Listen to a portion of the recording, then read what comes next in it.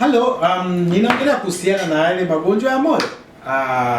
Kuna kitu kinaitwa valvular heart disease au rheumatic heart disease au wale wetu wenye cardiomyopathy au moyo umetanuka. Lakini vyote hivyo vina vyanzo. Kwa hivyo tunapokuwa tunakwambia uache tabia ya kula mafuta, uache matabia ya kula mauanga mpaka sasa unachanganyikiwa, uache kula minyama ambayo ina mafuta mpaka inaleta magogoro, tunakuwa tunamaanisha na ile tabia ya watu wengi kutofanya mazoezi, lakini pia anakula sana pasipokuwa na sababu. Mind you, unajitengenezea ugonjwa wa moyo.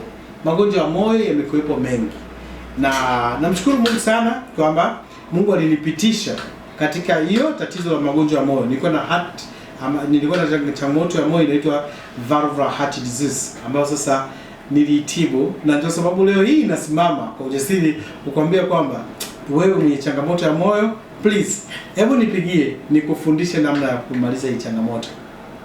Acha nikupe, vijana wanasema nikupe mtonyo au nikupe habari au mbea fulani ambako sasa kanaweza kukuokoa katika magonjwa haya ya moyo.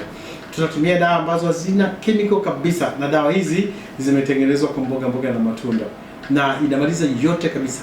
Tutoke katika ile hali ya kufanywa mpaka operation za moyo, tutoke katika ile hali ya kufika stage tunatumia madawa maisha yetu yote yaliyobaki.